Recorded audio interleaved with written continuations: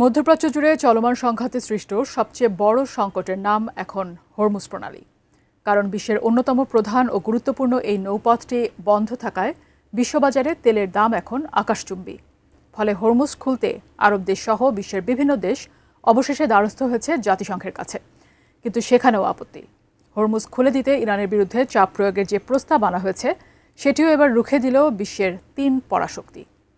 বিস্তারিত দেখুন ডেস্ক রিপোর্টে।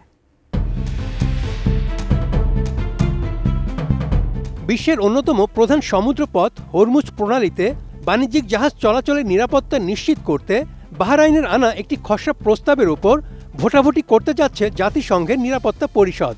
১৫ সদস্যের নিরাপত্তা পরিষদের এই বৈঠক ও ভোটাভুটি অনুষ্ঠিত হবে ৪ এপ্রিল। প্রাথমিক খসড়ায় বলা হয়েছে, হরমুজে জাহাজ চলাচলের জন্য অনুমোদিত আরব দেশগুলো প্রয়োজনীয় যে কোনো ব্যবস্থা নিতে পারবে। জাতিসংঘের ভাষায় এই প্রয়োজনীয় ব্যবস্থার আওতায় সামরিক পদক্ষেপও রয়েছে। খসড়ায় বলা হয়েছে, হরমুজ প্রণালী দিয়ে আগামী ৬ মাসের জন্য যাতায়াত নিশ্চিত করতে সব রকম রক্ষণাত্মক এবং পরিস্থিতির সঙ্গে সামঞ্জস্যপূর্ণ ব্যবস্থা গ্রহণ করতে পারবে তারা।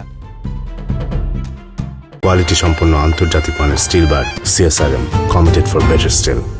তবে এই প্রস্তাবে সামরিক শক্তি ব্যবহারের বৈধতা দেওয়ার বিষয়ে কড়া আপত্তি জানিয়েছে ৩ পরাশক্তি চীন, রাশিয়া এবং ফ্রান্স।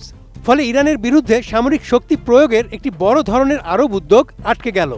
নিউ ইয়র্ক টাইমসের এক প্রতিবেদনে বলা হয়েছে, এই ৩ প্রভাবশালী দেশ তাদের ভেটো ক্ষমতা প্রয়োগ করে সামরিক অভিযানের প্রস্তাবটি বাতিল করে দিয়েছে। জাতিসংঘের একজন ঊর্ধ্বতন কর্মকর্তার বরাত দিয়ে ওই প্রতিবেদনে জানানো হয়েছে, আরব দেশগুলো হরমুজ প্রণালীতে বিশ্বব্যাপী অবাধ নৌ চলাচল নিশ্চিত করতে একটি বিশেষ প্রস্তাব চেয়েছিল, যে প্রস্তাবে সরাসরি শক্তি প্রয়োগের ক্ষমতা দেওয়ার দাবি জানানো হয়েছিল, যাতে ইরানের বাধা অগ্রাহ্য করে এই গুরুত্বপূর্ণ জলপথটি উন্মুক্ত রাখা যায়। জাতিসংঘের নিরাপত্তা পরিষদের স্থায়ী সদস্য রাশিয়া, চীন এবং ফ্রান্স এই প্রস্তাবের বিপক্ষে তাদের অবস্থান স্পষ্ট করেছে। তারা জানিয়েছে, প্রস্তাবিত যে কোনো ধরনের সামরিক শক্তি প্রয়োগের বিরুদ্ধে তারা নীতিগতভাবে একমত। তবে বিশ্লেষকদের মতে এই ৩ দেশের এমন অবস্থান ইরানকে বিশ্ব অর্থনীতিকে জিম্মি করার এবং তেল ও পণ্যবাহী জাহাজ চলাচলে বিধিনিষেধ বজায় রাখার সুযোগ করে দিচ্ছে।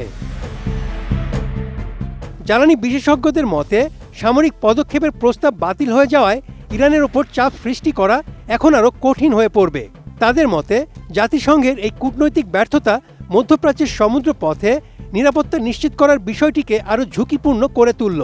তবে হরমুজ প্রণালীর এই সংকটের সমাধান এখন কোন পথে এগোবে তা নিয়ে বিশ্বজুড়ে উদ্বেগ বাড়ছে। Desk report, ATN news.